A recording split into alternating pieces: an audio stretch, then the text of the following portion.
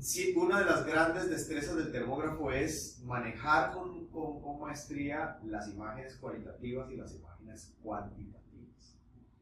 Entonces vamos a ofrecer unas definiciones. Una imagen cualitativa es aquella que tiene en general un encuadre sencillo, simétrico, normalmente de frente al componente en estudio, es decir, no nos complicamos mucho en el encuadre, es como la fotografía familiar que tomaríamos los domingos cuando nos reunimos con nuestra familia, ¿no?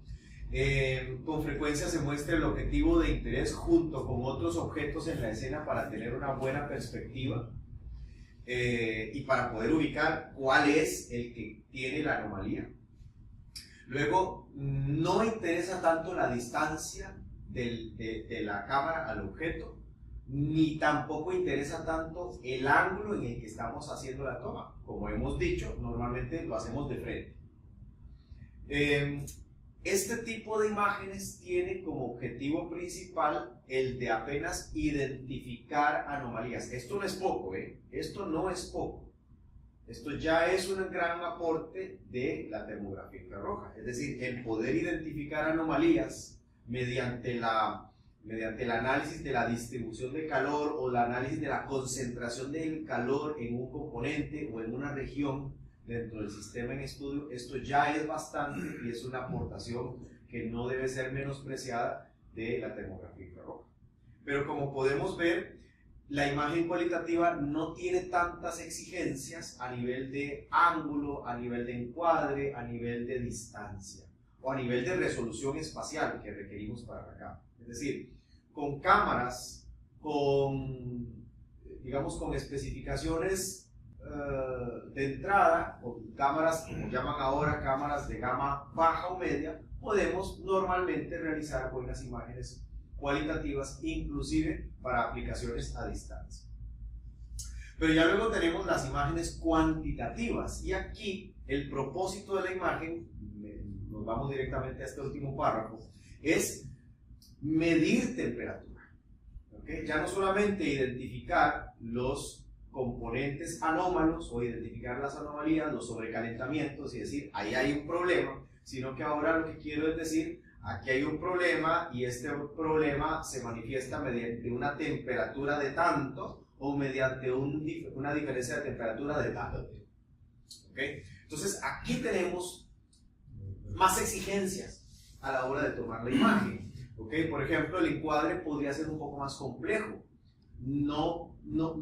A ver, le pierdo atención hacia el componente en cuestión quedó centrado o no quedó centrado. Lo que me va a interesar principalmente es que la distancia o la resolución espacial de mi cámara sea la suficiente, a ver, la distancia suficientemente corta o la resolución espacial de mi cámara suficientemente grande, suficientemente, bueno, como las prestaciones debidas, para que yo garantice que el dato de temperatura que estoy tomando es cercano al valor verdadero.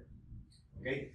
Luego, con mucha frecuencia, debido a tener que acercarse lo más posible a la pequeñísima región de interés en la que me va a interesar medir, voy a tener que tomar solamente el objeto de interés, lo cual me va a hacer de repente tener imágenes con menos perspectiva de los componentes aledaños. ¿Okay? Por ejemplo, si estamos midiendo un sistema trifásico, de repente vamos a poder ver solamente el componente anómalo y no vamos a poder encuadrar en esa imagen las otras dos fases.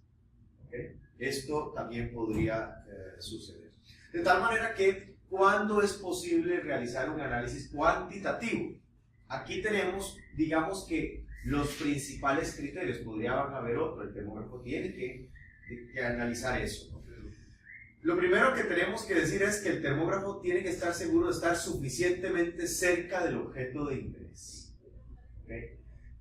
Para eso hay que tomar en cuenta varias cosas. Aquí tenemos este par de fórmulas que nos ayudan para cuantificar a qué distancia yo tendría que estar dependiendo del tamaño de lo que yo quiero medir. Esto es todo un tema, porque normalmente en cursos como este se enseña que hay unas fórmulas que te permiten calcular qué tamaño debe tener tu objeto para poder ser medido con una cámara de determinado iPhone a una cierta distancia. O la misma fórmula, pero corregida con un factor de 3 o de 4, te permite calcular qué tamaño debe tener tu objeto para poder medir su temperatura con una cámara de determinado iPhone a determinada distancia. ¿Okay? Estas fórmulas son útiles y permiten hacer cálculos que te permiten determinar en rasgos generales qué cámara debes comprar dependiendo de tus aplicaciones. ¿Okay? Pero ya en la práctica también nosotros hemos visto que el desempeño de las cámaras no es el mismo, depende de la marca y depende de los modelos, inclusive en la misma marca, ¿okay? No es el mismo con la distancia. Entonces, inclusive, aunque tú tengas una cámara que cumpla con esto, o estés a una distancia menor a la que dice la fórmula, y por lo tanto creas que estás en una distancia segura para medir o para detectar, que son dos cosas distintas. Detectar es decir, aquí hay un problema. Medir es decir, aquí mide este problema, este componente tiene esta temperatura. Aun cuando estés dentro de esta distancia supuestamente segura, el desempeño de las distintas cámaras con la distancia no siempre es el mismo y puede que no tengamos valores de temperatura próximos al valor verdadero. ¿Okay? Entonces, tomar en cuenta el desempeño de la cámara es algo muy importante. Para cámaras cuyo desempeño no es muy bueno con la distancia, vamos a tener que acercarnos lo más posible y la única manera es verificar en la imagen que muchos píxeles, toda una región de píxeles queda iluminada con el calor del objeto que estás midiendo.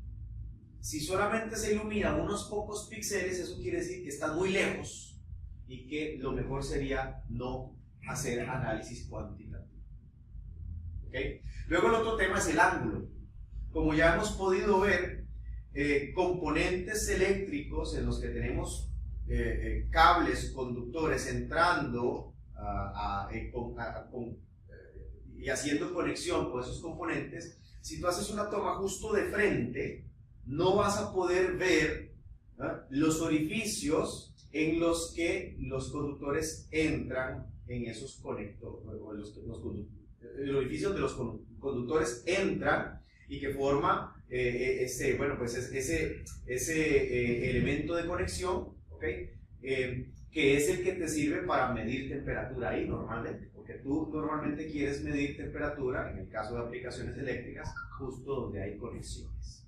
¿Okay? Entonces, esos orificios que se forman, o en esas zonas de interfaz en donde se empalman dos conductores y que se forman esas ranuras, esas cavidades, allí tú tienes que medir, y eso no tiene centímetros de tamaño. ¿Okay? Lo que iría aquí no son centímetros, son apenas pocos milímetros. ¿Okay? Y eso afectará grandemente tus posibilidades para hacer análisis cuantitativo. ¿Okay? Entonces, el ángulo es muy importante y debe permitir ver las geometrías de alta visibilidad que, como hemos dicho, son las cavidades, los orificios.